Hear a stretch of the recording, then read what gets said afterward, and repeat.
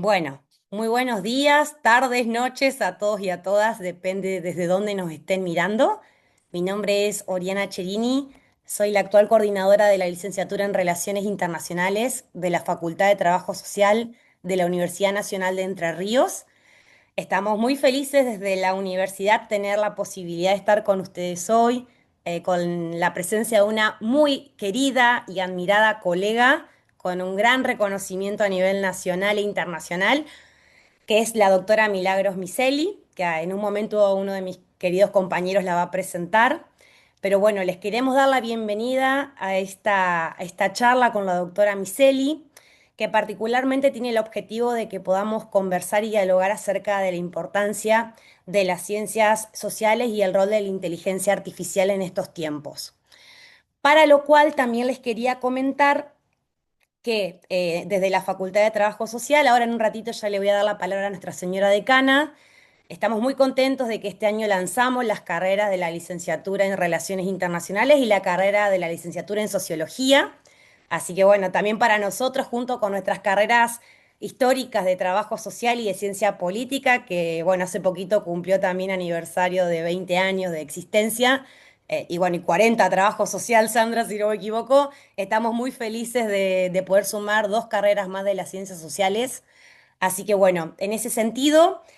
Quería darle gracias también a todos los que participan, a nuestras autoridades presentes, también la veo a nuestra secretaria académica Silvana Gómez, a nuestro coordinador de ciencia política de nuestra sede de Gualeguaychú, a Germán Weber, a Ara, a Aldo, bueno, a varios colegas de la facultad también. Y nuevamente agradecer a la red APE, que es la Red Argentina de Profesionales para la Política Exterior, y a la AEAP por haberse sumado con sus apoyos para poder realizar esta iniciativa. Les quería comentar dos cuestiones. En primer lugar, la modalidad de realizar preguntas la vamos a gestionar por el chat, así que por favor sus preguntas o consultas las pueden dejar en el chat de acá del Zoom. Y en segundo lugar, les vamos a compartir un formulario para los que deseen el certificado de participación en la charla. Es un formulario muy sencillo que les pedimos su nombre completo, su DNI, sin puntos y el correo electrónico, bueno, para poder después emitirles el certificado correspondiente. Y por otro lado, ya para no ocupar más tiempo, le doy la bienvenida a nuestra querida decana de la Facultad de Trabajo Social, la magíster Sandra Arito. Bienvenida, Sandra. Hola, bienvenidas, bienvenidos a todas. La verdad que para nosotros es un enorme placer poder concretar esta iniciativa. Gracias, Oriana, por ocuparte de las coordinaciones y de los vínculos interinstitucionales, interpersonales, para que esto sea posible. Es un momento particularmente importante para la Universidad Pública Argentina, momento en el que hay que tratar de no solo defenderla, sino seguir jerarquizándola y acompañando el crecimiento de cada uno y cada una de quienes componemos la comunidad académica de nuestras instituciones. Así que te agradecemos enormemente que estés aquí. La verdad que es para nosotros un enorme placer porque no solo son temas que son inherentes a lo actual, a lo coyuntural, sino que nosotros estamos, como bien lo dijo Oriana, estrenando dos carreras, cuyos coordinadores están conectados los dos, una es Oriana y otro está por ahí Walter Laupam, que es el coordinador de la carrera de Sociología, en la que también es muy importante, digamos, todo lo que tenga que ver con inteligencia artificial y datos, así que viene muy, muy, muy, muy bien todo esto, pero además, Milagros, bueno, te sentimos muy nuestra, a pesar de que no estás siempre por acá, por Argentina. Queremos ser la primera universidad del interior del país que te invite a que estés presencialmente en nuestra provincia, así que ya quedas invitada y comprometida, mira, con todo este público que tenemos. Y bueno, a disposición para seguir creciendo juntos. Gracias por tu generosidad, gracias por aceptar nuestra invitación, por considerarnos tanto como considerar a la universidad más grande de la Argentina. Nos atendiste y estás interactuando con nosotros como, bueno, como en igualdad de condiciones, como pares, y para nosotros este tema es estratégicamente importante. Entonces, bueno, una vez más, gracias y a todas y a todos, bienvenidos a este espacio que es de la Universidad Pública Argentina, a la cual tenemos que seguir acompañando, conteniendo y cuidando para que siga siendo pública, abierta y gratuita. Les mando un abrazo virtual a todos y a todas y ojalá que cuando Milagros venga por Entre Ríos, la gran mayoría de ustedes también lo puedan hacer. Me quedo acá calladita. Muchas gracias, gracias Ori nuevamente y a todo el equipo que te acompaña. Muchas gracias, Sandra. Es un honor para nosotros realmente tener el liderazgo de una mujer como Sandra, lo quiero decir. Estamos muy contentos y orgullosos. Así que gracias, Sandra, por siempre acompañar también las iniciativas y el crecimiento de la facultad con tanto amor y tanta responsabilidad y empatía. Le doy la palabra a nuestro querido Germán Weber. Germán es profesor, es coordinador en nuestra facultad y es uno de nuestros referentes de inteligencia artificial y ciencias sociales de la UNER. Así que bueno, Ger, gracias también por estar y bienvenido. Muchas gracias, Oriana. También muchas gracias, Sandra. Bienvenida a Milagros, a esta que, como recién decía Sandra, también es un poquito tu casa. Eh, Quiero decir que en el 2023, cuando en conversaciones con la decana dijimos hay que apostar por un grupo de estudio que se dedique a la inteligencia artificial y aborde la articulación entre las ciencias sociales y las innovaciones tecnológicas. Sandra dijo, hay que ir por ahí, este es el momento, apostemos. Y me parece que esto, la instancia que hoy nos encuentra es un poco el correlato de algunas decisiones, algunas apuestas que venimos sosteniendo hace ya algunos años.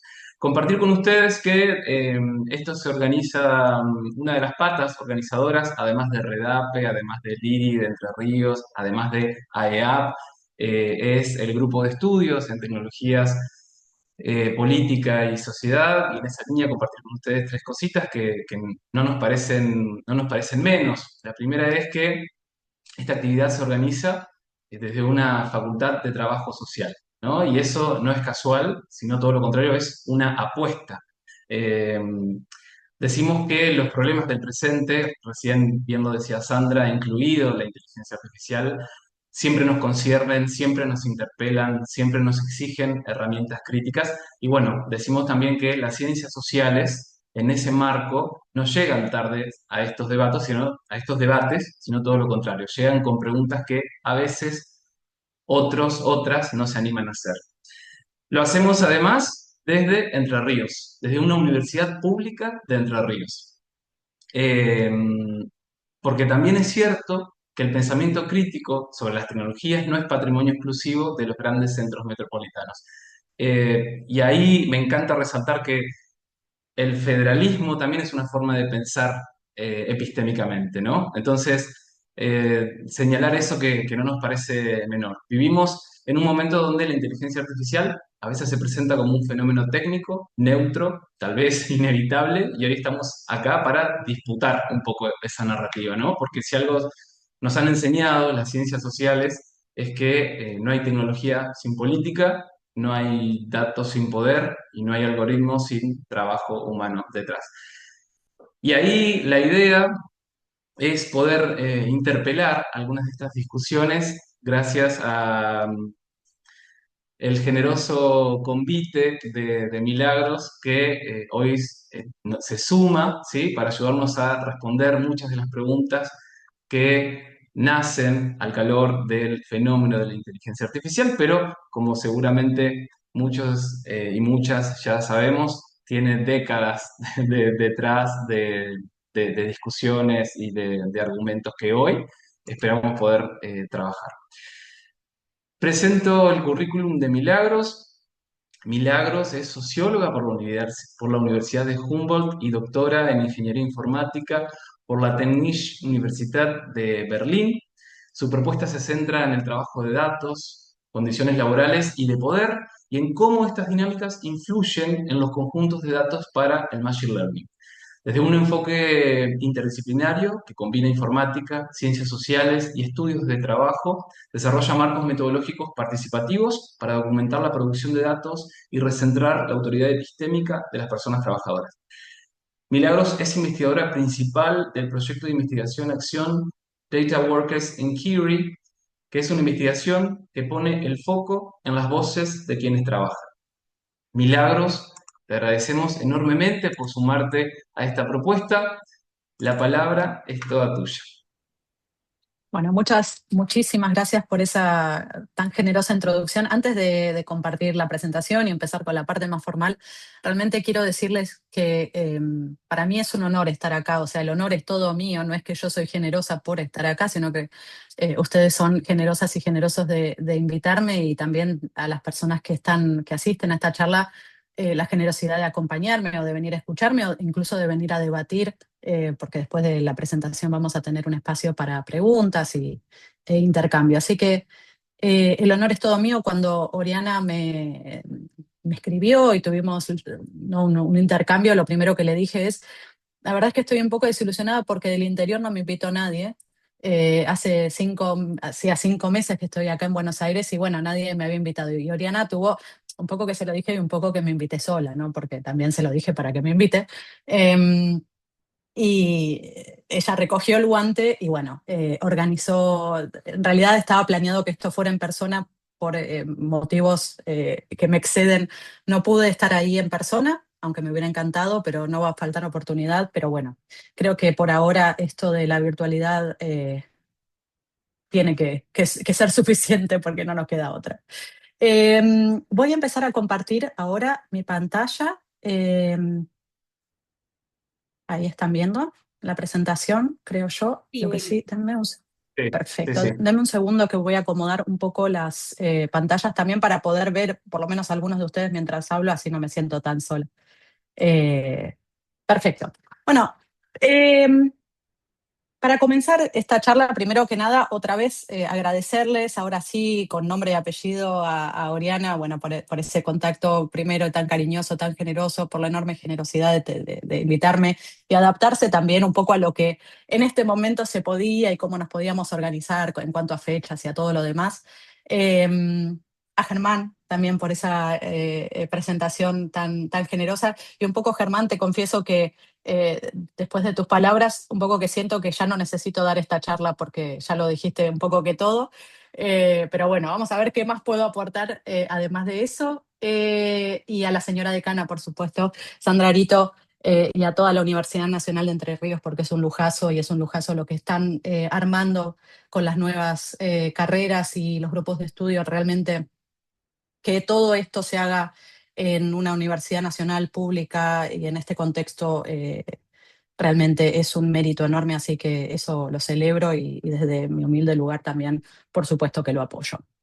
Dicho esto, yo quiero empezar esta charla con una pequeña historia, ¿no? Porque esto se trata un poco, vengo a arengarlos y arengarlas, a decirles que las ciencias sociales tienen un rol fundamental en los desarrollos de la tecnología y especialmente la inteligencia artificial, ¿no? Aunque a veces ya estemos acostumbradas a que nos ninguneen, a que nos digan que las ciencias sociales, bueno, son ciencias menores o no son ciencias, etcétera, tienen un rol fundamental. Yo hace una década más o menos, o casi una década, yo era socióloga solamente. Hoy soy doctora también en ingeniería informática, pero en ese momento era solamente socióloga, con todo lo que eso implica. Y remarco el solamente, porque además de socióloga, soy mujer, soy migrante en Alemania, donde vivo. Entonces, bueno, todo eso tiene, ¿no? Uno aporta todo eso en el cuerpo cuando entra a una habitación. Y así como socióloga, migrante, mujer, etcétera, me postulo a una postulación. Abren un nuevo centro en Berlín, el Centro de Estudios de Internet, que venía a hablar sobre digitalización en un país como Alemania, que estaba bastante atrasado con el tema digitalización, y abren una convocatoria. Y para mi sorpresa, piden sociólogos y sociólogas. Y yo dije, bueno, esta es la mía. ¿Tenía yo idea de lo que era la inteligencia artificial o cómo funcionaba? La respuesta es no. ¿Me había interesado alguna vez en mi vida, especialmente en el tema tecnología? La respuesta es no tanto. Y todo así. Yo de cara dura fui y me presenté. Y cuando entré, y para mi sorpresa me llamaron, y para mi sorpresa quedé en un grupo para trabajar en inteligencia artificial, en un grupo que se dedicaba a la ética de la inteligencia artificial, cuestión no menor, pero además que estaba compuesto por toda gente que venía de la informática. Compañeros generosísimos, talentosísimos, gente muy, muy buena, pero que venía desde la informática y cuando yo entro, lo primero que resalto es, están haciendo cosas muy copadas, pero todo el mundo está hablando acá de artefactos, todo el mundo está hablando acá de cosas. Estaba el que hablaba de las métricas de fairness, estaba el que hablaba de cómo mitigar los sesgos o de crear sistemas que mitiguen sesgos. Eh, Estaba el que hablaba también de técnicas de explicabilidad para estos sistemas. Y la primera pregunta que yo me hago, y no me la hago porque soy una genia, sino que porque a mí me parecía lo más lógico del mundo, fue, bueno, ¿y quién está pensando en la gente? ¿Quién está hablando con la gente? ¿Quién está pensando en esas relaciones eh, entre las personas? De hecho, ¿quién está mirando, quiénes son las personas que producen estos sistemas? Porque a mí nunca se me hubiera ocurrido que los sistemas estos caían del cielo. Digo, hay gente que le pueden parecer que la IA es mágica y una creación casi divina, pero digo, a mí nunca me pareció, y otra vez digo a mí porque me pasa, porque estoy hablando de mí, pero no lo quiero decir como que soy la única que lo pensó de esta manera. Digo, en mi casa siempre se laburó, yo soy la primera de mi familia en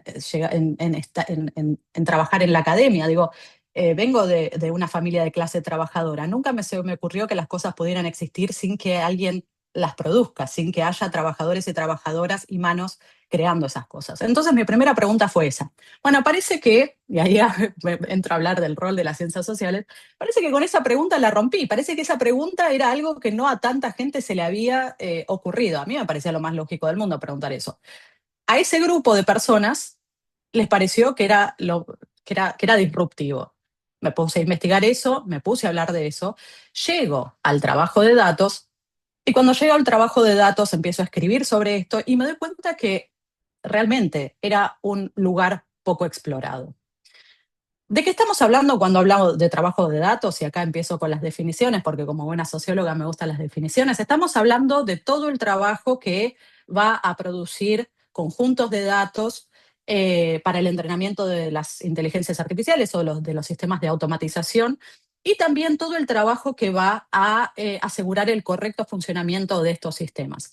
Esto incluye tareas como que tienen que ver, las de más arriba tienen que ver con cosas que suceden antes del entrenamiento del modelo, que tienen que ver con la generación de datos, ¿no? Con trabajadores, trabajadoras a quienes se les pide que suban imágenes de objetos personales, incluso de sus caras, incluso de partes de sus cuerpos, o que se les piden que graben su voz leyendo algún texto, o que se les piden que escriban algo y suban una imagen de eso que escribieron, o que lo escriban, lo tipeen directamente en un sistema. Digo, con realmente me gusta decir generar esos datos porque no es solamente recolectar, no es solamente fíjate en internet y juntame todas las fotos de gatitos. Algunas tareas son fehacientemente esto, pero esto es una cuestión mucho más íntima que tiene que ver mucho más con generar datos con el propio cuerpo. Otras tareas tienen que ver, una vez que esos datos están ahí, alguien los tiene que anotar, alguien los tiene que clasificar, alguien los tiene que etiquetar, alguien los tiene que interpretar, básicamente. Entonces, si yo tengo una imagen de un paisaje, un trabajador o una trabajadora probablemente diga y etiquete, esto es un árbol, esto es una ruta, esto es un auto, esto es una persona. Ahora bien, esos datos después se utilizan para el entrenamiento de los modelos. El trabajo de datos no cesa en ese momento, una vez que hay un modelo entrenado, no deja de existir en ese momento. También existen las dos tareas que están abajo. Una es la verificación, lo que se conoce como verificación algorítmica. Y el nombre es un poco raro porque parece que hiciera referencia a que hay un algoritmo que verifica algo. Y en realidad es todo lo contrario. Son seres humanos, trabajadores de carne y hueso, que están verificando que esos modelos funcionen de acuerdo al plan. Entonces se sientan a interactuar con el modelo y lo van refinando, lo van afinando para que cada vez funcione, no me gusta decir mejor, sino me gusta decir más de acuerdo a lo que las empresas se propusieron cuando sacaron ese modelo al mercado. Y finalmente hay una tarea que no muchos y muchas conocen, que tiene que ver con la suplantación, lo que llamamos la suplantación de IA. ¿Qué significa esto? Estamos hablando de trabajadores y trabajadoras, como vamos a ver en su mayoría precarizados y precarizadas, a quienes se les termina pidiendo que actúen como si fueran una IA. Eh, ¿Cuándo sucede esto? Bueno, cuando el modelo falla, cuando el sistema falla, cuando hay alguna falla del sistema y entonces tiene que intervenir una persona de carne y hueso, o en otros casos donde no hay una IA, donde pero vende decir que yo tengo una IA y y queda mejor, desde un punto de vista de marketing, queda mejor decir mi modelo funciona a partir de una IA que decir mi modelo de negocio se sostiene solo si tengo un grupo de trabajadores y trabajadoras precarizadas trabajando al otro lado del mundo. Entonces, vamos a ver después que esto es moneda corriente en la industria de la IA y que estos trabajadores y trabajadoras no hacen un aporte menor, sino que hacen un aporte fundamental y que además son muchísimos y muchísimas. Lo que yo les voy a mostrar hoy son partes o son hallazgos también que vienen de este proyecto que se llama Data Workers Inquiry, como decía Germán, en el cual soy investigadora principal. Se trata de un proyecto de investigación-acción, ¿no? Que investigación-acción tiene que ver con crear un impacto, no solamente conocimiento para los libros, sino un impacto realmente verdadero en la vida de las personas. Eh, y de lo que se trata es invitar a estos y estas trabajadoras de datos a que colaboren con nosotros, no ya como sujetos de investigación, sino como expertos y como investigadores e investigadoras ellos mismos. Nosotros los invitamos a que pasen un tiempo con nosotros en el formato fellowship, en el que vienen y hacen investigaciones propias. Ellos formulan las preguntas de investigación, aprenden sobre métodos, eligen un método, van y lo investigan y después presentan sus hallazgos. Y esto lo hacen en sus respectivos lugares de trabajo. Y después lo que hacen es desarrollan formatos independientes para mostrar esos hallazgos. Y eso es lo que van a encontrar ustedes si van a ver al repositorio que tenemos en data-workers.org. Ahí está el repositorio donde tenemos hasta ahora 19 piezas que son de autoría de estos y estas trabajadoras. Y ahí les digo una salvedad, bueno, no se desilusionen, no son piezas, no son papers académicos en su mayoría, pero eso es intencional, no porque estas personas no puedan producir papers académicos, sino porque la idea es hablarle a un público mucho más amplio. La idea es priorizar la comunicación con otros trabajadores y trabajadoras. La idea es que alguien que está al otro lado del mundo y está trabajando en esto y sufre por ahí algunas de las cosas que se cuentan en estos informes, bueno, que pueda acceder a ello. La idea también es que estos materiales sirvan como material en las aulas para enseñarle a otras personas, para enseñarle a los estudiantes de qué se trata o de qué estamos hablando cuando hablamos de inteligencia artificial y cómo esta materialidad también tiene que ver con la inteligencia artificial, por más que la industria tienda a ocultarla. En el repositorio también los formatos hablan de eso, ¿no? Estamos hablando de cómics, de videos animados, un documental, reportes varios de varias clases, un fanzine, podcasts distintos. Bueno, distintos formatos, si van a verlo, lo van a poder apreciar. Somos un equipo, digamos, el equipo que organiza esto, somos un equipo interdisciplinario liderado por mí, con personas de distintos países que tienen distinta expertise, también hablan distintos idiomas, y eso nos ayuda también a trabajar con trabajadores y trabajadoras de todo el mundo. Hasta ahora tuvimos la suerte de que se nos unan y ellos y ellas, las personas que ven en pantalla, son las personas que son protagonistas de este proyecto. Que son los y las trabajadoras de datos, son quienes se nos unen como investigadores comunitarios, así les decimos, para realizar estos proyectos. Hasta ahora tuvimos la suerte de que se nos unan 31 trabajadores en 13 países distintos, que realmente ponen mucha confianza en nosotros. Como ven, hay personas que están nombradas con nombre y apellido y otras personas que están anónimas, ¿no? Están anonimizadas o pseudonimizadas con un seudónimo. Eso es porque en este tipo de trabajo, como vamos a ver, hay mucha persecución en el ambiente laboral y hay mucho secretismo, hay mucha prohibición de hablar sobre las condiciones laborales. ¿Por qué? Otra vez, por esta tendencia de la industria a mantener la existencia, la mera existencia de estos trabajadores y trabajadoras y su contribución a los sistemas de automatización, mantener eso oculto. Voy a empezar, antes de empezar, otra salvedad es, quiero hacer una advertencia de contenido. Vamos a estar hablando de violencias varias, no solamente violencia económica, violencia laboral, sino también en algunos casos violencia de género y violencia sexual. Y esto lo quiero decir antes porque hay algunos testimonios que son bastante crudos. Yo lo que les voy a mostrar un poco, como vamos a hablar después, parte de esto, parte del proyecto y parte de esta cuestión de recentrar la autoridad epistémica de estos y estas trabajadoras, tiene que ver con mostrar estos relatos sin filtro, ¿no? Lo que ellos relatan y lo que ellos escriben y manifiestan sin filtro, sin mi interpretación de por medio. Es un poco contradictoria mi presencia acá dando esta charla. En realidad tendría que ser uno de los y las trabajadoras. Me toca a mí y yo sé que también esta cuestión, son cuestiones, como vamos a ver, hay cuestiones que son insalvables, pero sí trato de armar estas charlas de manera que sean lo más fiel, que reflejen lo más estos trabajos de la manera más fiel posible. Por eso les voy a mostrar pedacitos de los videos, pedacitos de los cómics, citas textuales para que los puedan ver. Pero también por eso esta advertencia de contenido, porque hay relatos que son realmente desgarradores. Hay dos cosas sobre el trabajo de datos que es fundamental saber. La primera, creo que ya la dije, es que este trabajo es fundamental. No es un trabajo ni pasajero, ni es un trabajo menor. A veces no se habla de trabajo de datos en general y cuando se habla de trabajo de datos un poco que se lo trata de ningunear, como si esto fuera un trabajo menor, como si estas personas fueran trabajadores, trabajadoras poco calificadas. O como si esto fuera una moda pasajera. Hoy necesitamos estos y estas trabajadoras, mañana vamos a automatizar también el trabajo de ellos y ellas. Esto es mentira. Hasta ahora no hemos visto rastro de que puedan llegar a prescindir de estas personas. Y no son pocas. El Banco Mundial habla de un estimativo de entre 150 y 430 millones de trabajadores y trabajadoras de datos alrededor del mundo. El Banco Mundial es una institución que ya sabemos que es bastante conservadora. O sea, digo, no, estos números, ¿no?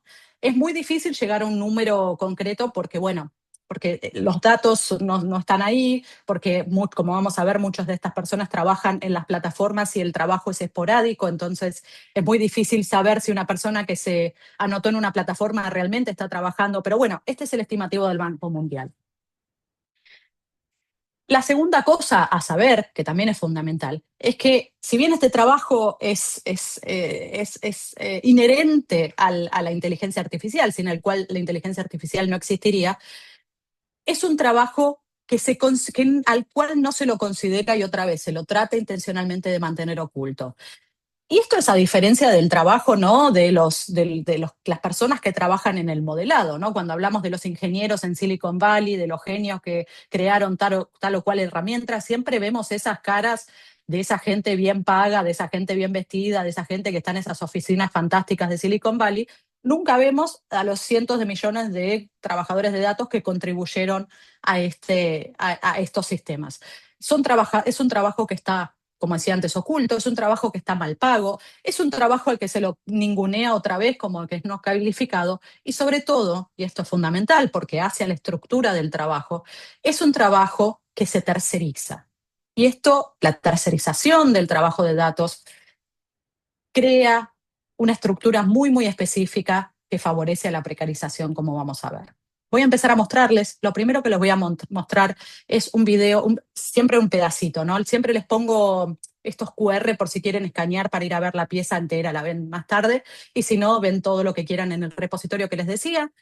Este es un pedacito de un video creado por un trabajador de Brasil que está anonimizado con el seudónimo Ruba, y él nos cuenta un poco de cómo funciona, ¿no? Cómo te atraen para que vengas a trabajar a estas plataformas en donde otra vez se trata, ¿no?, de una plataformización del trabajo muy parecido al Uber, muy parecido al Rappi, donde, bueno, te pagan por pieza, pagan por trabajo, te pagan por fotito que subís, no hay protección, no hay no hay protección porque no hay relación de empleo. Bueno, y todo esto tiene estas consecuencias. De esto habla Ruba en este video, se los voy a mostrar. Espero que lo puedan escuchar. Si no lo escuchan, me dicen. Si no, creo que me tengo que sacar los auriculares. A ver, probemos así si no me dicen. Ahí no se escucha, Mili, no No sé se si... escucha. no. Perfecto, me voy a sacar los auriculares. A ver, ahora sí se tendría que escuchar. Vamos otra vez. O caminho para entrar nesse mundo de trabalho é relativamente simples. A mão de obra é chamada de contratantes independentes e é atraída com calorosas promessas de obter bons ganhos e ter flexibilidade de horário para realizar tarefas que dizem tão simples que parece até ser uma benfeitoria pagar alguém por aquilo. Mas são atividades exigentes. A demanda é alta, o ritmo é ditado, a performance vigiada, o pagamento é hilário e o apagamento é constante. E nem sempre você vai receber pelo que faz. Bueno, acá Ruba, ¿no? Cuenta un poco de estas condiciones de trabajo y dice algo fundamental, un poco intrigante sobre el final, ¿no? Cuando dice, no siempre te pagan por el trabajo que haces. ¿A qué se refiere Ruba? Bueno, se refiere a la continua presencia de robo de salario, y lo digo de esta forma porque no hay otra forma de calificarlo, que se da dentro de este ámbito. A los trabajadores no solo les pagan pocos, hay muchas instancias en donde no les pagan o una porción del salario no se le paga. Esto toma muchas formas y carices, ¿no? Una de esas formas es lo que descubre Alexis Chávez, que es un trabajador de Venezuela, ¿no? Y analiza una de estas plataformas, no casualmente la primera y más grande, que es la plataforma de Amazon, donde se hace este trabajo de datos. Y lo que él descubre es que, a diferencia de sus colegas en Estados Unidos, a quienes le pagan con plata, ¿no? Les hacen una transferencia o lo que sea, ¿no? Con PayPal o como sea. A los trabajadores en Venezuela y en la mayoría del resto de América Latina les pagan con tarjetas de regalo de Amazon. Quiero que acá tomemos dimensión de la práctica cuasi feudal de esto, ¿no? Porque son trabajadores que están trabajando en la plataforma de Amazon y por su trabajo, en vez de pagarles con plata, les pagan con tarjetas de regalo de Amazon que solamente se pueden usar en Amazon.com, en la plataforma de Amazon, para comprar productos que vende Amazon. O sea, es realmente de locos, ¿no? Como un círculo del infierno. Y por supuesto que acá hay una pérdida de salario enorme o un robo de salario, donde los trabajadores compran productos por Amazon que les llegan a su casa, pagan costo de envío, después venden esos productos para hacerse de plata o compran los que son un poco más dados con la tecnología, compran criptomonedas, venden esas tarjetas y les pagan en criptomonedas y después en sus lugares, digamos, en sus mercados locales, cambian esas criptomonedas por moneda local. Bueno, por supuesto que esto ahí se pierde tiempo, que es tiempo no pago, se pierde plata, porque todo esto es con costo de envío, con comisiones, por supuesto uno no compra ¿no? Un producto que compra y después lo revende, en general no le saca más plata. Bueno, digo, se dan un montón de cosas que para los trabajadores significa una pérdida de salario. Hay otras formas de pérdida de salario, como esta, que es tan común y sí, es tan presente para los y las trabajadoras de datos que tiene un nombre y se llama rechazos en masa, ¿no? Le pusieron ese nombre porque pasa todo el tiempo, rechazos en masa.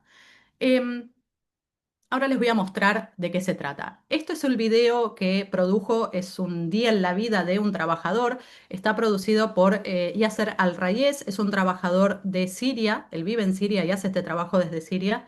Y nos cuenta, mientras él nos cuenta un día en su vida, sucede esto casi en vivo. Something crazy happened to me here.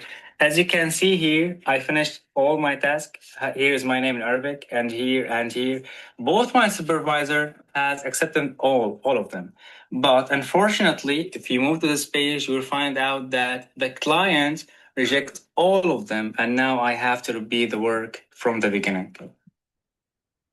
Como ven, las piezas están cada una en el idioma que el autor o la autora eligieron. Siempre les pongo subtítulos. Bueno, lo que sucede acá es eso. Rechazos en masa es cuando un trabajador hace su trabajo de la mejor manera que puede. En el caso de Yasser está el agravante de que tiene dos supervisores que dijeron, sí, está bien este trabajo, está muy bien, vamos a mandárselo al cliente, vamos a mandarle a quien pidió este trabajo, ¿no? En este caso es una empresa que desarrolla tecnologías de lenguaje.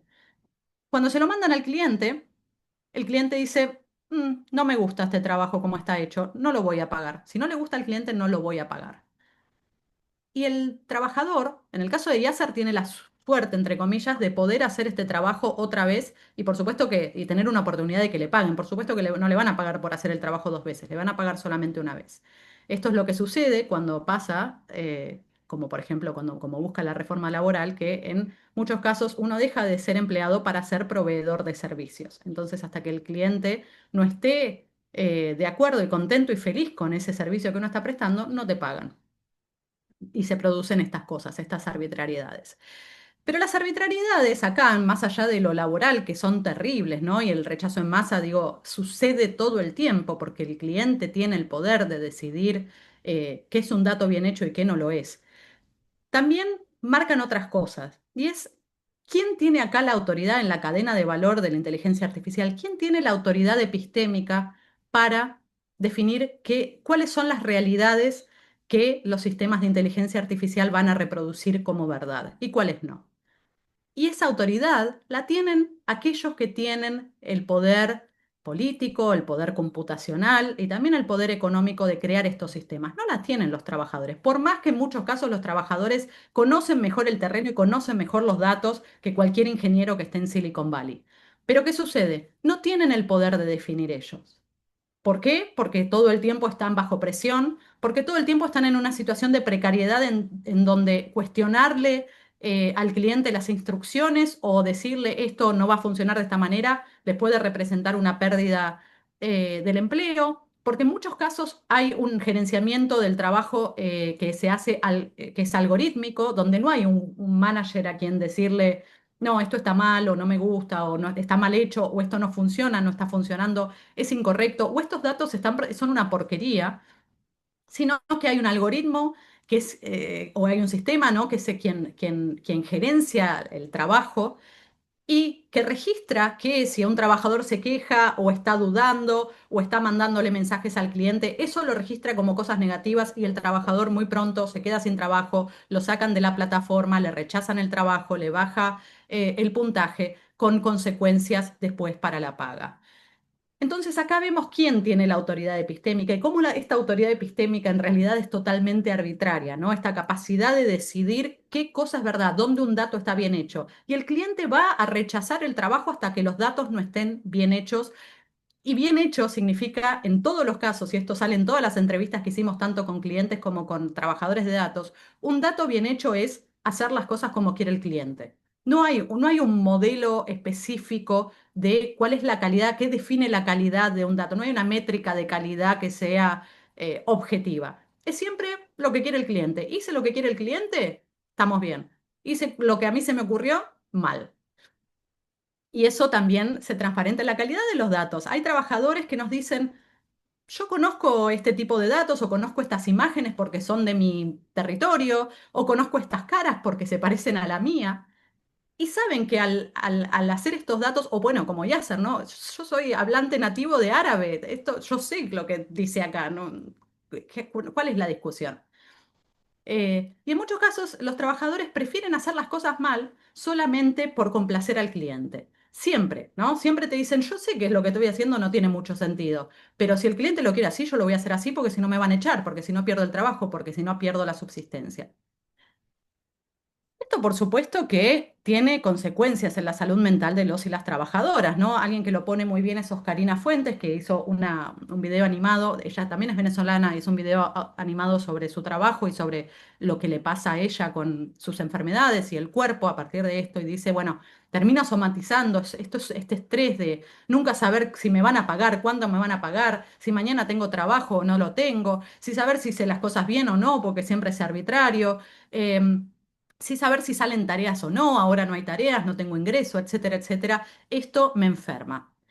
Pero la cuestión de la salud mental, que es permanente entre esta población trabajadora, ¿no? Hay otras poblaciones trabajadoras donde los flagelos con respecto a la salud pasan por otro lado.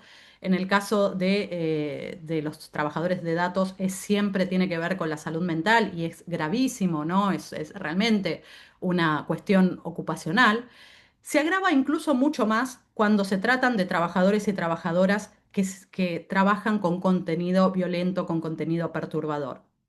Esta persona que ven en pantalla y que ahora la van a escuchar hablar se llama Moffat Okinyi. Es un trabajador perdón, de Kenia, y él trabajó entrenando ni más ni menos que a ChatGPT, ¿no? Trabajó en el equipo que creó los datos para entrenar ChatGPT y sobre todo enseñándole a ChatGPT qué cosas, qué violencias no tiene que reproducir, qué violencias está mal. Esto no lo hizo directamente para OpenAI, el creador de ChatGPT, sino que lo hizo a partir de una empresa, trabajando para una empresa tercerizadora en Nairobi, Kenia. La empresa se llama Sama o Sama Source. Esto es importante y quiero que lo retengan porque después vamos a escuchar más sobre esta empresa. Pero primero vamos a escuchar a Moffat y lo que dice. Y acá otra vez la advertencia de contenido. They felt across the board, everyone who worked on the project experienced this kind of mental challenges, especially sexual content can really affect someone's emotions and how you think and how you see people. Bearing the fact that you are reading text about rape, violently raping people, and some people are being killed, it hit me so much as a person, as an individual, because after working on this text, and my behavior started changing. And by that time, I was married to a young, beautiful lady. And then when my behavior started changing and screaming at night, waking up, not sleeping, she started questioning my behavior.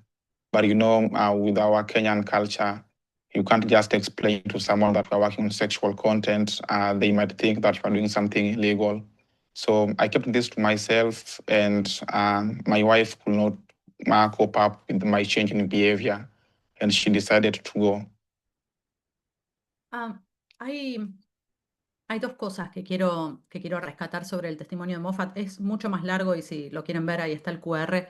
Y es riquísimo también, si uno tiene el estómago de soportarlo. Em, la primera cosa que quiero rescatar es cómo este trabajo afecta a comunidades enteras, no solamente a trabajadores individuales, ¿no? Moffat no es el primero que nos dice, me dejó mi esposo, mi esposa, mi pareja.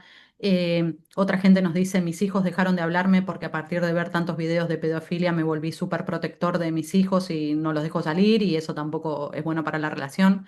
Gente que nos dice, me alejé de mis amigos, de mis comunidades, no me junto con mis compañeros o no me junto con mis amigos, dejo de ver a mi familia, me aíslo porque caí en una depresión. Em, pero también, y esto me lleva a la segunda cosa, dejo de ver a mis seres queridos porque no sé cómo hablarles de lo que se trata mi trabajo, porque no sé cómo decirles que mi trabajo se trata de revisar imágenes de violaciones grupales 8 horas por día. No sé cómo explicarles eso. Lo dice Moffat. Pueden pensar que estoy haciendo algo ilegal, pueden pensar que me gusta, pueden pensar que lo disfruto, y cuando es todo lo contrario, cuando esto me está realmente rompiendo la psiquis. El secretismo dentro de este tipo de trabajo es abrumador, y está además instrumentalizado por las empresas. Todos y cada una de estas personas que ustedes vieron en el mapita ese y las personas que colaboran con nosotros, sus compañeros y todas las otras que colaboran y esos cientos de millones que nombrábamos antes, todas han firmado acuerdos de confidencialidad.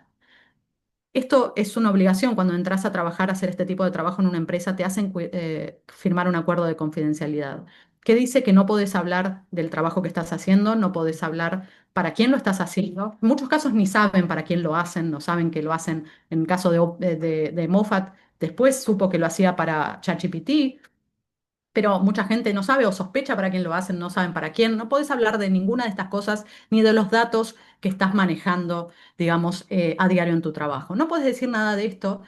Y esto en muchos casos impiden a los trabajos, primero que los aíslan, pero también impiden que busquen ayuda aun cuando se sienten mal. Nosotros hemos tenido una trabajadora que nos ha dicho, yo tuve un año síntomas de estrés postraumático y depresión severa y me negaba a buscar ayuda psicológica porque tenía miedo de contarle algo al terapeuta que hiciera que yo rompiera el acuerdo de confidencialidad. ¿Por qué? Porque las empresas los amenazan todo el tiempo con estos acuerdos de confidencialidad. No es que se firman y ya.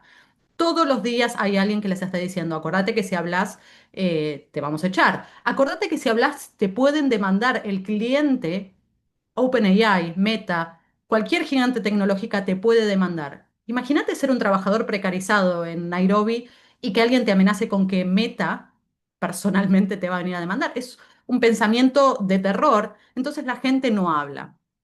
Por eso a veces cuando dicen, ah, bueno, pero esto le pasa solamente a la gente que trabaja con contenido violento. Sí y no. Primero hay que decir que en todos estos años, haber conocido cientos de trabajadores haciendo esto, no me encontré nunca con alguien que me dijera yo nunca tuve que trabajar con datos que contengan este contenido. Todos, en mayor o menor medida, han pasado por este tipo de contenido. Pero echarle la culpa al contenido sería un error y sería también una disculpa para las empresas. Como dice Ranta, la autora de este fanzine, del cual ven acá un pedacito, lo dice muy bien, dice, tiene que ver con el contenido, pero tiene que ver también con las métricas y con la presión constante de hacer esto todo el tiempo. Ella lo cuenta que en su empresa, ella trabaja en una empresa tercerizadora para Meta en este caso. En su empresa lo que tiene que hacer es mirar una pieza de contenido de este calibre, dentro de los 50 segundos tomar una decisión, decir si esto se tiene que borrar o no de la empresa, de la plataforma, si esto sirve o no sirve, etcétera, etiquetar, recomponerse y pasar a la siguiente pieza de contenido que es igual de mala o aún peor que la que acaba de ver. Todo esto dentro de 50 segundos, sin pausa, sin momento para tomarse un vasito de agua o para decir, che, necesito alejarme un segundo de la pantalla porque esto es un montón.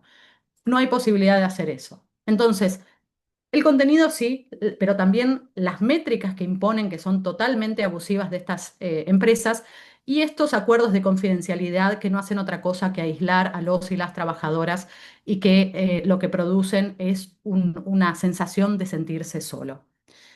Ahora bien, uno se pregunta, ok, si esto es tan terrible, ¿por qué la gente sigue haciendo este trabajo? ¿No? Me la hace esta pregunta, por ahí les puede parecer que es una pregunta horrible, me la hacen todo, no, no creerían que me la hacen todo el tiempo y en todas las charlas que doy. Siempre hay alguien que dice, bueno, pero la explotación existió siempre, ¿qué le vamos a hacer? ¿Por qué esta gente se expone a esto? Bueno. La respuesta es simple, es porque no tienen otra opción. Pero además de que estas personas no tienen otra opción, y es que esa sea la respuesta, también hay que decir que las empresas buscan especialmente a personas que no tengan otra opción.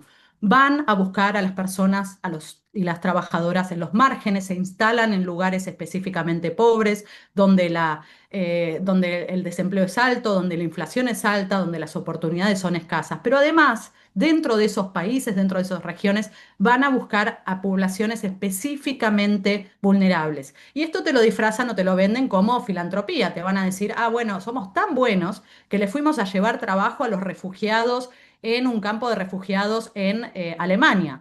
Somos tan fantásticos y tan generosos que le vamos a llevar trabajo a las madres solteras en la India de la casta más baja. Fuimos, ¿no? Acá les voy a mostrar un testimonio de esta trabajadora, Maureen, donde nos cuenta una de esas prácticas vivida en primera persona. When we were first initiated at Summersource, he made it clear to us that one, Summersource employs the unemployable. That is why their target population is from the slums. So if Kibera, for example, Madare, Kariobangi, Kawangware. Actually, the funny thing, when you're applying to join Summersource, they have a drop down for those targeted areas. So in case you're not from that area, you'll not be picked to work at Summersource. So you have to either pick one of those, even if you're not from that, but that is the main thing for you to be considered to join Summersource. So once you're at Summersource, one, they believe you are illiterate, because if you're unemployable, that means you're not needed by any other company. So they're doing you a favor, actually. So in their mind, they know, one, you're illiterate, two, you're vulnerable, three, anything thrown at you, you're going to accept. Because coming from the slum anyway, someone who comes from the slum, anything thrown at you, you just accept and you say thank you. Gran verdad lo que dice Maureen al final. Y acá quiero aclarar que esta práctica de ir a buscar gente a los barrios populares no se da solamente en Nairobi, en Kenia, también se da en Buenos Aires. Yo lo he visto en primera persona y fue la primera práctica que observé la primera vez que hice trabajo de campo en el año 2018. Una empresa muy paqueta acá en la capital federal, yendo a los barrios populares a repartir volantes, a decirle a las juventudes ahí, les ofrecemos un cursito de habilidades digitales, si no tienen la posibilidad de ir a la universidad o no tienen laburo, vengan que nosotros les vamos a ofrecer. buenísimo que les ofrezcan. Digo, acá la discusión, y quiero ser muy clara en esto, la discusión no es eh, si está bueno que le lleven oportunidades a la gente que de otra manera no tiene ninguna oportunidad, y tampoco la discusión es un trabajo malo es mejor que no tener trabajo. No es esa la discusión. La discusión es acá que estas personas no están haciendo ninguna caridad, están haciendo billones, miles de millones de dólares sobre el lomo de estas personas vulnerables y que las buscan especialmente vulnerables, también para que no les contradigan las instrucciones, también para que no les digan, che, este conjunto de datos o esto que estás entrenando es un escándalo. Esto que estás entrenando va a perjudicar a mis comunidades. Que no les puedan decir eso, porque si les dicen los van a echar. Porque arriesgan tanto, como vemos acá, arriesgan a veces hasta la propia vida para mantener este trabajo, porque la vida depende de este trabajo. Una práctica muy común y que también la he observado en primera persona es ir a buscar en Europa, ir a buscar refugiados y refugiadas a los campos de refugiados para que vengan a hacer este laburo. Esto no es en Europa, tenemos otros trabajos de Europa. Esto es el reporte que escribió Ruqayya Al-Hamada, una mujer siria que está como refugiada en el Líbano. Ahora por la guerra está desplazada otra vez y estamos teniendo dificultades ubicándola. Y ella lo dice muy bien y el título ya es fundamental. Dice, si tuviera otra oportunidad no estaría haciendo este tipo de tareas, no estaría haciendo tareas de anotación de datos. Y habla de cómo las leyes laborales favorecen este tipo de explotación, en el caso de los y las refugiadas, porque no les permiten hacer un montón de trabajos. Es muy acotado los trabajos que pueden hacer, si es que pueden hacer trabajos. Entonces, terminan haciendo este tipo de trabajos porque no le queda otra, pero también los terminan haciendo porque el conseguir una visa, el conseguir asilo, también depende de tener una entrada. Y de conseguir asilo depende literalmente la vida, ¿no? Entonces, digo, cuando me preguntan por qué esta gente se queda y por qué se irían, por qué, a dónde quieren que se vayan. Y por supuesto que la opresión tiene sus intersecciones y el género es una de ellas.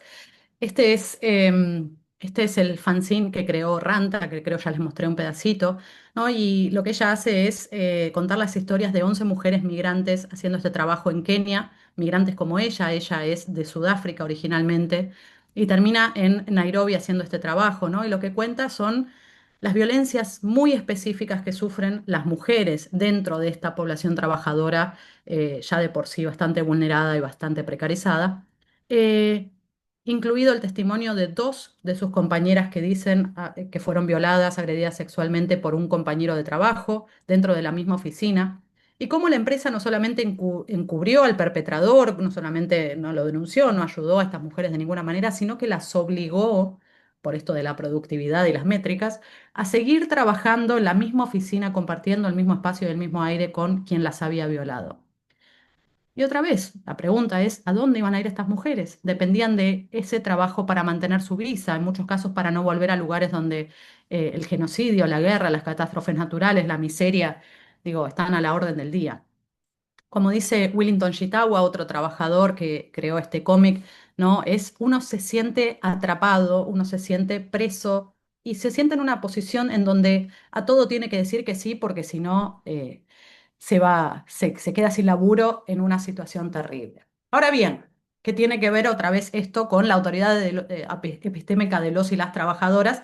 Creo que ya un poco una pista ya les estuve dando, pero quería volver otra vez a eso del principio, ¿no? De cómo yo llego a hacer este trabajo, porque lo primero que observo cuando llego a este trabajo es que no se hablaba de estos trabajadores y trabajadoras, no había muchos papers académicos que hablaban de esto. Y los pocos que habían venían del lado de la informática, y en esos trabajos un poco como que tenían que ver con cómo hacemos para que los y las trabajadoras de datos no introduzcan sus sesgos dentro de los conjuntos de datos, dentro de los sistemas. ¿Cómo hacemos para mitigar a estos sesgos? ¿Cómo hacemos para un poco domesticar estas subjetividades? ¿Cómo hacemos para ceñirlas de tal manera que no jodan? Es básicamente la premisa, ¿no? Dentro de las ciencias computacionales y de los creadores, en ese momento desarrolladores de la CIA, era básicamente cómo hacemos para que estas personas hagan su laburo, pero que sea como si no hubieran existido, ¿no? Un borramiento total de estas personas. Y ahí yo empiezo a observar, y esto es algo que plasmamos en en este trabajo del 2022 que escribimos con Julián Posada y que ganó varios premios. Y esto lo digo porque a veces me acusa de que, bueno, que esto es pseudociencia, que como, bueno, yo estoy dando mi opinión sobre cómo son las cosas. No estoy dando mi opinión, escribimos trabajos académicos que además reciben premios. Em, y es que el trabajo de datos es instrumentalizado para imponernos arbitrariedades como verdades absolutas. Digo, el que tiene el poder de decidir qué es un dato, cómo ese dato va a ser interpretado, cuándo un dato está bien hecho, tiene el poder también de crear conjuntos de datos de acuerdo a esa visión. Y esos conjuntos de datos van a ir a entrenar sistemas que además respondan a esa visión, la reproduzcan y borren esas arbitrariedades, ¿no? Cuando todas esas arbitrariedades se pierden en el sistema computacional, que además nos venden como si fuera neutral, eficiente, objetivo, automatizado, sin la presencia, y también por esto hay una intención de borrar la presencia y el rastro humano, em, es ahí donde esas arbitrariedades se pierden, lo cual no significa que no hayan existido en el primer caso. Y en este sistema, entonces, la precarización de los trabajadores, el buscarlos en las situaciones más vulnerables en las que un ser humano puede estar, el mantenerlos dentro de esa situación, porque este trabajo paga lo justo y necesario para sobrevivir, pero nunca te va a pagar tanto como para que puedas salir de esa miseria. El buscarlos y mantenerlos en esa situación ya no es una cuestión económica, es una cuestión epistémica. Es buscarlos en una situación vulnerable donde no tengan posibilidad de contradecirte. Y de esto se trata, el trabajo de datos y el sistema que los rodea. Ahora bien, ¿qué hacemos con esto? Por supuesto que uno no puede, yo soy una humilde socióloga, además mujer migrante, no puedo venir a cambiar este sistema, no voy a poder nunca cambiar la industria de la inteligencia artificial, pero lo que puedo hacer es un poco cambiar la forma en la que hago investigación y usar también la investigación o crear espacios de investigación que podamos usar un poco como para balancear esta cuestión de la autoridad epistémica. Y esto es lo que hacemos con Data Workers Inquiry, que traducido es la investigación obrera de los trabajadores y las trabajadoras de datos. Y lo que hacemos es realmente volver a centrar la autoridad epistémica de los trabajadores, ya no en la industria de la inteligencia artificial, porque eso también me excede, pero sí en la investigación. Como se podrán imaginar, cuando digo encuesta obrera, estoy hablando del trabajo de Marx, ¿no? Es un marco marxista en donde estamos hablando de un acercamiento al conocimiento que tiene que ver con priorizar a los trabajadores. Marx en 1880 manda 100 preguntas, se describe esto, ¿no? En una carta con un lindo preámbulo, y la manda a los trabajadores fabriles en Francia, a los obreros fabriles en Francia. Son 100 preguntas no para que se las manden a él individualmente las respuestas, sino la idea es para que se discutan dentro de la fábrica, para que se cree un sentido colectivo de qué es lo que está pasando. Y en el preámbulo de estas 100 preguntas escribe algo que a mí me parece fundamental. Escribe Marx: solamente ellos y ellas pueden describir con pleno conocimiento de causa los sufrimientos de los cuales padecen. Ellos, no el analista, no el sociólogo, no el investigador, no el que interpreta los datos, no, ni yo ni vos sabemos mejor que el trabajador cuáles son los sufrimientos de los cuales padecen y agregaría cuáles son las estructuras que contribuyen al mantenimiento de ese sufrimiento y de ese estado de cosas. En ese sentido, la encuesta obrera entonces es una herramienta para la organización, no es solamente una herramienta de investigación, sino una herramienta para la organización y la movilización, porque otra vez Marx no quería que le manden la respuesta a él y él después interpretar eso y publicarlo, sino quería que hablen entre ellos los y las trabajadores, que la investigación y esas 100 preguntas sean una excusa para hablar con el compañero y preguntarle: che, ¿esto me pasa solamente a mí o nos pasa a todos? Y nosotros tomamos eso, y hasta ahora nadie había, si bien hay una tradición de encuesta obrera y qué sé yo, nadie había formalizado la encuesta obrera como un método. Y esto es lo que hacemos dentro del proyecto y lo que formalizamos en este paper que publicamos el año pasado, que si lo quieren leer, no tengo traducción, está en inglés, pues se publicó así en esta revista, pero es ahí donde describimos un poco la receta metodológica que hizo posible este trabajo y también los hallazgos, ¿no? Y otra vez, un poco para decir, bueno, acá hay un valor, ¿no? Esto de rescatar las ciencias sociales, acá hay un valor se crean hallazgos que no hubiéramos, a los cuales no hubiéramos llegado si no hubiera sido de esta manera. Muy rápidamente, porque ya veo que me quedé sin tiempo hace un montón, voy a ir a los 4 principios de esto como para que entiendan. Después, si alguien tiene más interés, puede ir a leer el proyecto. Los 4 principios de este trabajo es llevar a cabo, el primero, llevar a cabo una investigación-acción por y para los y las trabajadoras. Acá quiero separar, ¿no? Esto de eh, la investigación-acción, esto de no es para los libros, no es para mí, no es para mis métricas de no sé qué, de citas y de publicaciones, sino que es realmente para cambiar algo y para que los y las trabajadoras se organicen y un poco apoyar esos principios. Eh, y por otro lado, esto de por y los y las trabajadoras, es invitarlos a ellos y a ellas a que vengan y se nos unan como investigadores comunitarios y estén con nosotros haciendo sus propias investigaciones y definan ellos qué es lo que quieren investigar. Yo no lo defino, lo definen ellos. Em, Otra vez centrar la autoridad epistémica. Ellos son los expertos. Nadie va a saber, yo no voy a saber más que ellos sobre los sufrimientos de los cuales padecen. Em, la investigación como una herramienta colectiva para la organización, como no solamente una cuestión de crear conocimiento, sino crear un conocimiento muy específico y es un conocimiento que sirva para la organización. Y el último, que en realidad es el más importante, es priorizar la seguridad y el bienestar de los y las trabajadoras. Y acá quisiera decir que esto fue un proceso que es totalmente, lo tenemos aceitado y que nos salió hermoso y nos salió fantástico, pero lamentablemente ese no es el caso, ¿no? Se trata de una investigación que tiene, si bien los 4 principios, tiene también desafíos y tensiones que no hemos podido mitigar. Y para cerrar, quiero un poco mostrarles cuáles fueron esos desafíos. Porque otra vez me gustaría que esto fuera como una receta infalible y está muy lejos de eso.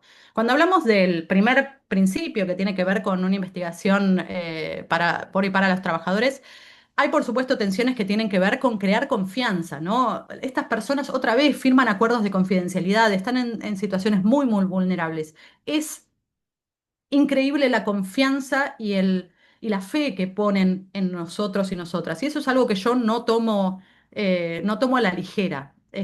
Realmente todos los días me levanto pensando cuáles son las medidas de cuidado que necesitamos tomar con alguno o alguna o todos y todas las personas que se nos unen. Em, y ser siempre muy consciente de las asimetrías de poder que eso significa, ¿no? Yo estoy en mi casa, no soy refugiada, tengo la suerte de estar en mi país, que es hermoso, y estar en mi lugar en el mundo, y en 3 semanas me vuelvo a Berlín, que tampoco está tan mal, salvo ahora por la guerra, por ahí me tengo que volver corriendo. Vamos a ver, pero digo, tengo hasta esa posibilidad de, no sé, de decir si quiero estoy acá y si quiero estoy allá. Esa posibilidad no la tienen casi ninguno de los y las trabajadoras, investigadoras comunitarias que se nos unen. Y eso es una asimetría de poder que uno tiene que tener conciencia. Si bien no la puedo mitigar y no la puedo remediar, hay que tenerla ¿no? Y esto de la reflexividad, tenerla todo el tiempo consciente y ver qué significa eso en la práctica día a día. Em, los trabajadores como expertos, sí, es muy bonito. Ahora bien, estas personas otra vez, muchas veces no pueden mostrar su cara, muchas veces no pueden, eh, no pueden ser visibles. Y esa es una necesidad que hay que equilibrar todo el tiempo. A mí me encantaría que estas personas puedan venir y hablar ellos mismos, pero a veces no pueden mostrar su cara, a veces hablar viene con un riesgo. Y eso también es un privilegio del cual yo gozo y otras personas no. Así que a veces parece que uno estuviera hablando aunque el método sea no hacerlo, pero a veces no queda otra. Les doy un ejemplo. A mí me llamaron hace un año y medio para testificar en el Parlamento Europeo en el marco de las negociaciones que llevaron a la ley, a la directiva de trabajo de plataformas, ¿no? Para hablar sobre trabajo de datos, que era algo que no estaba contemplado en el proyecto. Eh, yo, con toda la mejor intención del mundo, dije, no, mi proyecto se trata de que vengan los y las trabajadoras a hablar por sí mismas, así que invítenlos a ellos, yo les organizo un panel si quieren, pero yo no voy a hablar por nadie. Ustedes no saben lo difícil que fue encontrar 4 o 5 trabajadores, trabajadoras que pudieran dar la cara en el marco de hablarle a los legisladores en el contexto del Parlamento Europeo. Por más importante que esto sea y por más que uno tenga la mejor intención, es muy difícil. Entonces, Es un balance todo el tiempo, es un balance muy difícil de mantener y para el cual otra vez no tengo una receta ni una respuesta de esta es la forma de hacerlo, sino que es algo que todo el día y todos los días se renegocia. La investigación como herramienta para la organización, bueno, y finalmente esto de priorizar la seguridad de los trabajadores, bueno, sí, está los que les decía antes, esto de la visibilidad, pero también hay otros riesgos que me encantaría decir que los vimos venir de entrada y que ya teníamos todas las medidas de seguridad puestas, pero no, sinceramente hay cosas que nos dimos cuenta por el camino. La primera fue el riesgo de revictimización que conlleva el llevar a cabo estas investigaciones para las personas que se nos unen. Digo, para Ranta, por ejemplo, que escuchó a sus compañeras contarle cómo habían sido violadas, no es fácil, no fue fácil. Además, porque ella ya viene de un contexto difícil. Eh, para las personas que han sido explotadas, escuchar que a sus compañeros y compañeras también les pasa, o gente que ya está en una depresión o con cuestiones psicológicas importantes que son parte del trabajo, no es fácil. Entonces, nos dimos cuenta de esto, nos dimos cuenta con la primer camada y con las primeras gentes con las que trabajamos, y ahí fue que por suerte tuvimos la cintura de accionar rápidamente y invitamos a una psicóloga especialista en trauma que pusimos a disposición de estas personas y de hecho ahora tenemos todo un programa para apoyar a los y las trabajadoras que hacen este trabajo para que realmente puedan sentirse contenidos y contenidas.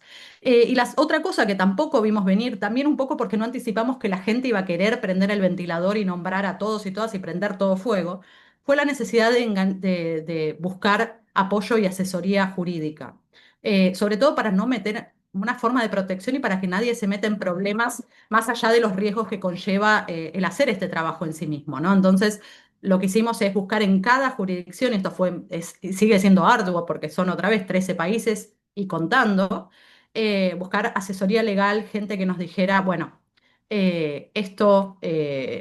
por ahí cambien esta palabra si esta persona no se mete en una posible lío de difamación. Bueno, cosas de ese tipo, ¿no? Entonces, cada trabajo que antes de publicarlo lo mandamos a este escrutinio donde los expertos legales nos dicen. Pero por supuesto que esto también es una negociación, porque después hay que volver al trabajador y decirle, che, mira, recomiendan cambiar esto, ¿qué te parece? La decisión siempre es del trabajador, pero siempre recomendamos, bueno, seguir estas sugerencias porque justamente para protegernos. Así que bueno, voy a parar acá. Yo les agradezco mucho otra vez. Decirles que el proyecto no fue perfecto, que no cambiamos la industria de la inteligencia artificial y lejos estamos de lograrlo, pero sí creo que cambiamos un poquito la forma de hacer investigación y por lo menos demostramos que es posible hacer otro tipo de investigación. Una investigación que no es perfecta, que es lenta, que tiene sus contradicciones, pero pero que al fin y al cabo logra esto, ¿no? Recentrar otra vez la autoridad epistémica de los y las trabajadoras. Y creo que no hubiera sido posible si lo hubiéramos encarado desde otra disciplina que no sea una ciencia social. Así que con esto me despido. Muchas gracias. Muchísimas gracias, Milagros. Creo que puedo hablar por todos o la mayoría que estamos muy contentos y con muchas ideas y reflexiones y muy motivados también, porque creo que has demostrado la importancia de las ciencias sociales para el mundo y para el contexto actual y todo lo que también se puede hacer y aportar y también mejorar la vida de las personas, que personalmente como ser humano me llevo también de esta charla, más allá de como profesionales. Si te parece, Mili, vamos a leerte algunas preguntas y vos vas respondiendo y al público también le recuerdo que si quieren hacer alguna consulta la pueden dejar escrita en el chat. Aprovecho también a volver a saludar a colegas de distintas universidades de Argentina, que vemos a varios profesores, colegas, personal docente y no docente, así que muy felices de verlos y verlas a todos. Germán, si te parece, yo arranco con una y vos después Perfecto. decís otra. Vamos turnándonos. Voy a leer la de Jorge Hintze. Hola Jorge, ahí te vemos. Te mando un saludo. Jorge preguntó a Mili en un momento si podés contar cuál es el aporte del trabajo de datos al funcionamiento de los modelos de lenguaje. Dale. ¿Querés que hagamos Perfecto. pregunta-respuesta o sumamos y... ¿Qué ¿Cuáles preferís son? vos? Te decimos todas y vos. Sí, no digo todas, pero por ahí tres. Ah, tres. Dale, Ger, ¿querés decir Vamos otra? por una más, entonces. Tenemos una más de Franco Grace, que pregunta si el problema con el trabajo de datos fue evolucionando a lo largo de la historia, ¿no? ¿Es algo que ocurre ahora o se fue arrastrando a lo largo del tiempo? Y una tercera, si querés, Mili, que es de Ujú. Betty, que tira dos en una, que es qué resistencias, sabotajes, complicidades, solidaridades han podido captar entre trabajadores y cómo ha afectado o alterado la IA tu trabajo como investigador o trabajadora de la ciencia. Un poco también agrega qué potencialidades encontrás para evitar posiciones tecnofóbicas o más conservadoras. Dale. Em, a ver, me voy a poner los auriculares que creo que se me escucha mejor. Ahí está. Em, voy a empezar voy a combinar la primera y la segunda en realidad. Bueno, con respecto a los aportes a los modelos de lenguaje, bueno, esto es un poco lo que estamos viendo, como alguien me preguntaba, la segunda pregunta es con respecto a la evolución, ¿no? Voy a empezar por el final, el momento en el que estamos viendo. Bueno, hoy en día estamos viendo grandes aportes de trabajadores y trabajadoras de datos a los modelos de lenguaje que tienen que ver, se ve de distintas maneras, ¿no? Pero tienen que ver, por ejemplo, con crear datos eh, datos específicos para modelos específicos. ¿Cómo se traduce esto en la diaria? Bueno, por ejemplo, los modelos de lenguaje en este momento también tienen el problema, y hubo mucho revuelo con respecto a los derechos de autor y de dónde se tomaron los datos para crear algunos de estos modelos, con autores diciendo usaron mis libros, académicos diciendo usaron mi trabajo académico, periodistas diciendo están usando mi trabajo académico para sistemas que se teme en muchos casos que reemplacen esos mismos autores, esos mismos académicos, esos mismos periodistas, o por lo menos esa es la fantasía de la gente, ¿no? Entonces, para subsanar esto, y también por una cuestión de calidad de los datos, también porque estamos viendo un poco que ya no hay tantos datos disponibles, ya usaron todo lo que tenían que usar, ahora un montón de lo que se encuentra en Internet es producido por IA generativa, entonces se da como una cosa de esto de círculo vicioso donde ya no se encuentran. Se contratan a algunos de estos y estas trabajadoras para que escriban textos específicos. Las tareas, muy banalmente, pueden ser como, bueno, escribime un relato periodístico sobre esto, escribime una crónica corta sobre tema X. Eso, y ahí a veces se pide incluso a las trabajadoras que tengan estudios, ¿no? Gente que venga de por ahí de las letras, del periodismo, etcétera. A veces las tareas tienen que ver mucho más, y esto se ve mucho en los modelos de lenguaje, con cosas más chiquitas, como por ejemplo, léeme este trocito de texto también para entrenar con respecto al reconocimiento de distintos acentos y de distintos lenguajes, de distintas regiones, etcétera. Entonces se graban estas voces y se toman estos reconocimientos, estas muestras de voz también para sistemas de reconocimiento de voz. Y finalmente tienen que ver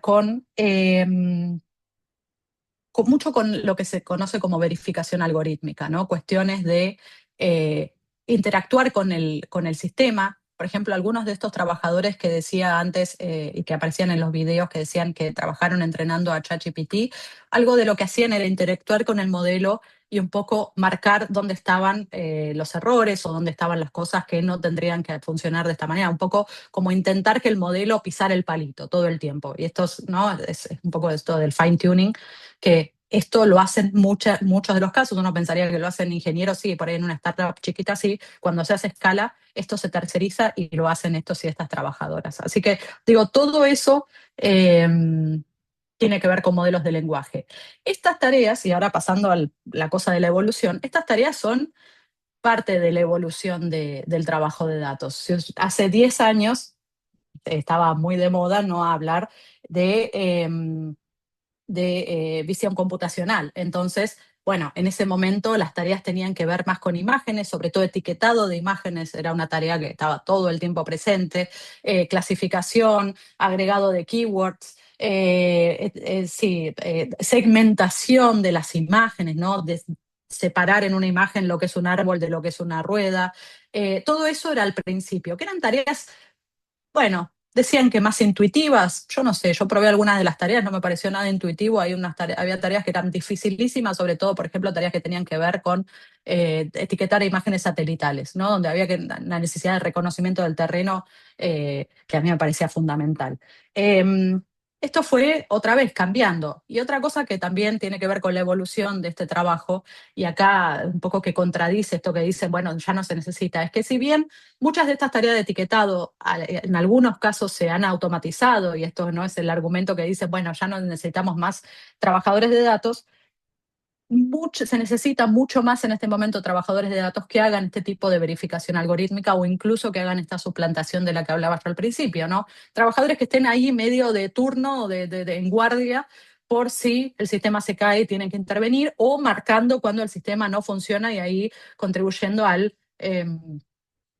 sí, al afinamiento, ¿no? de ese sistema. Eh, Resistencias, es una pregunta hermosa, porque sí, no todo es tan negro. Muchísimas, muchísimas. Los trabajadores, y hay algunas de estas, a ver, me voy a centrar en algunas con las que se generaron dentro del proyecto, no para darnos crédito por estas instancias de resistencia, porque acá quiero ser bien clara, los trabajadores y las trabajadoras hubieran resistido con o sin nosotros, pero sí para decirles, tenemos un rol ahí, se pueden hacer cosas también desde la academia, también desde la investigación. Em, Tuvimos la creación del Sindicato de Moderadores de Contenido Africano, ¿no? Es un proyecto panafricano que empezó muy chiquito, entre otros Moffat, que aparecía acá hablando del daño psicológico. Bueno, no nos quedemos en ese daño psicológico. Él pudo organizarse con compañeros y compañeras y crear un sindicato que hoy tiene mucho peso y están presentes en discusiones, no solamente en parlamentos de distinto tipo, sino Moffat fue al Vaticano, fue a distintos lugares donde realmente se están dando estas discusiones. En otras instancias, por ejemplo, la Asociación de Etiquetadores de Datos de Kenia, donde hubo dificultades para crear un sindicato, pero crean una asociación que en este momento está agrupando a más de 500 personas, 500 trabajadores solamente en Kenia. Tuvimos el caso del Consejo de Empresa que se crearon en una empresa tercerizadora enorme en distintos lugares de Europa que se llama Telus, que consiguió un montón de mejoras para los y las trabajadoras, entre otras, esto de las pausas y de los 50 segundos para etiquetar material cognitivamente nocivo o psicológicamente nocivo, que les dieran más pausas, que las métricas sean otras y que los trabajadores también pudieran tener apoyo psicológico dentro de la empresa. Ahí estamos un poco como, bueno, ¿cuál eficaz es el apoyo psicológico? Eso por ahora es otra discusión, pero se consiguieron cosas. Sí, la huelga de los trabajadores, de los y las trabajadoras de TikTok en Berlín, que fue la primera huelga contra una empresa tecnológica en toda Alemania. Este tipo de cosas, ¿no? Estas resistencias que a mí me parecen, pero que salen de la organización de los y las trabajadoras. Por supuesto, con sus grises, la sindicalización tiene sus cosas y tiene sus matices, pero se fueron consiguiendo cosas. Y estos son solamente ejemplos que les digo surgieron o se apoyaron desde dentro del proyecto. Cosas chiquitas pero significativas. Bien, Mili, si te parece, hacemos las últimas, yo por tu tiempo también y tu agenda, pero hay dos preguntas que acá estoy leyendo. Una la hace Juliana, bueno, que es estudiante nuestra y adscripto de Relaciones Internacionales. Hola, Juli. Juli pregunta, cuando se publicó tu nombre y tu investigación en la revista Times, ¿se generó algún tipo de movimiento dentro de las empresas referentes de las tecnologías IDA o todas optan por el silencio? Y la otra pregunta, que creo que viene muy bien en el contexto de la política exterior argentina y de ciertas vinculaciones con empresas que hace Noelia. Dice, se estipula que este tipo de infraestructura de la inteligencia artificial en todas sus dimensiones duraría poco por diversos factores, incluida la cuestión energética o extractivismos en territorio, etcétera. ¿Cuál es el panorama que ustedes han evaluado al respecto? Muchas gracias. ¿Y una más No sé o si estamos? querés una más. Dale. Bueno, dejo una más, entonces. Ya me la había marcado por acá arriba, estaba. Acá.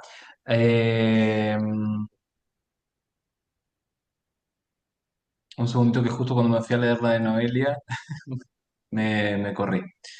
No hay problema. Pregunta. La pregunta de Aranzazú, me gustaría resaltar en este contexto, bueno, el comentario más que nada, me gustaría resaltar en este contexto lo rico de hacer investigación-acción desde las ciencias sociales, ¿no?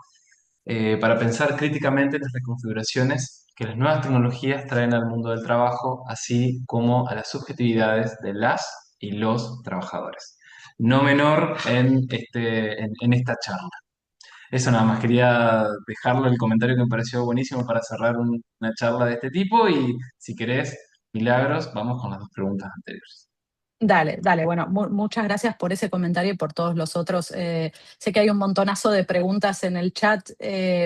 Nada, sigamos interactuando de alguna forma, quizás en las redes, no sé. Pero muy buenas las preguntas. La pregunta de Time es graciosa porque yo estoy muy contenta con que haya habido silencio porque yo ya me no, me veía venir, eso, así se dice, me veía venir una ola de demandas o una ola de... También tenía mucho miedo con esto de poner, digo, la visibilidad es fantástica en el sentido de que, bueno, cuando me falten fondos y los vaya a pedir, probablemente ya tenga algo para mostrar. Eh, también para visibilizar el problema de estas personas y para que nos inviten a más lugares y podamos no ir hablando de estas cuestiones en otros lugares, pero también viene con sus riesgos, ¿no? Y yo tenía miedo, bastante miedo de atraer con esto a, digamos, ojos que quieran lastimar a las personas que trabajaron con nosotras o atraer demasiada atención negativa. La verdad es que ni una cosa ni la otra sucedió, o sea, estas empresas tecnológicas no se pronunciaron con respecto a lo que estamos diciendo. En esta instancia, sí, el año pasado, no, hace 2 años, en el 2024, colaboramos con un senador de los Estados Unidos que se llama senador Markey, y con él redactamos una carta que fue enviada con carácter parlamentario a las gigantes tecnológicas, ¿no? de Silicon Valley, a las 6 empresas tecnológicas más importantes que desarrollan inteligencia artificial, donde se les pedía expresamente que, con carácter parlamentario, digan quiénes son sus trabajadores de datos, cuántas personas son, en qué condiciones están tercerizadas o no, si están tercerizadas a partir en dónde, qué empresa, cuánto se les paga y cuáles son las condiciones laborales específicamente en cuestiones fundamentales, ¿no? Y esto salió y estas empresas sí tuvieron que hablar de esto. Por supuesto que con datos muy vagos, nadie nos dijo, tenemos 2.223 trabajadores en este lugar y 300 en este otro lugar. Nadie nos dijo eso, pero sí que hubo por lo menos alguien que les dijera, estamos mirando, estamos viendo. El senador Markey después terminó su mandato y esto quedó obviamente que en la nada. Pero por lo menos hubo ahí un intento de hacer algo de eso, pero no a partir de lo de Time. Pero bueno, por otro lado tampoco llegaron represalias ni llegaron demandas. Internacional, extractivismo, cuestión energética, sí, sí a todo. Digo, que este modelo no es sostenible, no es un secreto para nadie, ¿no? Pero también es... Digo, las empresas apuestan, esto de la IA también es una gran burbuja, tampoco es un secreto lo que les estoy contando, digo, es una gran burbuja. No porque la tecnología no exista, porque la tecnología en algunos casos no tenga potencialidades y no esté buena para algunas cosas, pero sí porque la forma en la que está planteada y la forma en la que se está vendiendo y la diferencia entre las inversiones que está generando y la ganancia que está produciendo son, digamos, no tienen, en ninguna industria, en cualquier industria esto sería un escándalo, en esta no. ¿Por qué? Porque es una burbuja. Entonces, cualquier burbuja, como siempre, cualquier burbuja se sostiene en una promesa. La promesa es que en algún momento van a crear una superinteligencia que va a solucionar todos estos problemas. Estamos en una crisis ambiental y energética. El planeta se está muriendo y nosotros venimos a agregar nafta al incendio con la inteligencia artificial. Sí, es verdad, pero un día vamos a crear una inteligencia artificial tan buena que va a solucionar también ese problema. Estamos gastando más de lo que estamos generando. ¿Qué onda con eso? Sí, es verdad, pero con la inteligencia artificial general vamos a solucionar también ese problema. Estamos explotando gente, sí, es verdad, pero en unos años ya no vamos a necesitar esa gente y entonces el problema va a estar solucionado porque las vamos a descartar esa gente y listo, listo el pollo. Así con todo. Y esto también es una decisión política, digo, esto no es solamente, con este mensaje cierro. No se trata solamente de poder económico, no se trata eh, de poder epistémico, como vimos acá, se trata también de poder político, que por supuesto está relacionado con los otros dos, ¿no? Y esto basta ver la imagen de la asunción de Trump con, ¿no? Quienes estaban en primera fila. ¿Quiénes son cuando Trump va a la guerra, una nueva guerra? Cuando Estados Unidos e Israel van a la guerra, una nueva guerra y una nueva invasión, y un nuevo acto de supremacía colonial. ¿Quiénes son los que están en primera plana, ¿no? La pelea entre OpenAI y Anthropic y quién va a ser peor que el otro. Bueno, esto nos muestra el estado de cosas y de qué estamos hablando cuando hablamos de inteligencia artificial. Voy a parar acá. Muchas gracias, Milagros. Sé que estás viendo los comentarios también, pero bueno, te felicitan por tu militancia.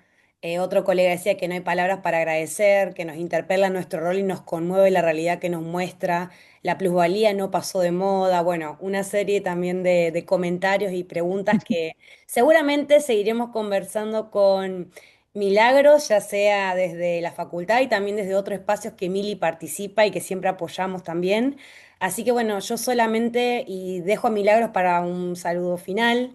Quiero agradecerles a todos y a todas por participar de esta charla que organizamos con Milagros desde la Facultad de Trabajo Social de la UNER junto a EAP y a REDAPE. Y particularmente también en el marco del lanzamiento de dos nuevas carreras, que ahí está Walter Laupan, que es el coordinador de sociología, que le mandamos un saludo a Walter, y bueno, y relaciones internacionales, que la última reflexión, Mili, dejó como para una charla específica de IA, geopolítica internacional, y que será en otro momento. Eh, Recontra. pero bueno, te quiero personalmente agradecer y toda la comunidad FTS te agradece tu predisposición, tu amabilidad, tu militancia, tu tiempo, y porque más allá que creo que todos salimos de aquí con nuevos conocimientos, nuevas reflexiones, nuevas ideas o inclusive algunas inquietudes de cómo, bueno, podemos seguir mejorando o innovando nuestras disciplinas, también desde una cuestión humana de cómo desde la academia y la ciencia podemos también ser un puente, ¿no?, entre el conocimiento y la población, tratando de aportar justamente desde las disciplinas. Así que es un orgullo como entrerriana que hayamos recibido a la doctora Milagros Miseli. Nuevamente, mil gracias, Mili. Siempre fuiste, desde el primer momento que te contactamos, un ser humano increíble y sos una profesional excepcional.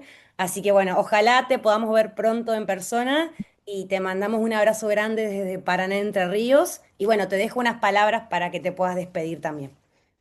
Yo nada más agradecerles lo mismo para ustedes, realmente con la generosidad, el cariño y el amor con el que me han recibido. Y yo también en estos tiempos, ¿no? Donde parece que prima la crueldad y sí, y la destrucción, el deseo de destrucción del otro más que el amor, yo quiero mandarles esto, mucho amor y mucho agradecimiento de mi parte porque realmente me han recibido con muchísimo cariño. Así que eso nada más. Les agradezco y que tengan un muy, muy lindo día, una muy linda tarde. Gracias, Milagros, y un saludo grande a todos, todas desde todas partes que están participando. Gracias por ser parte. Un abrazo grande. Gracias.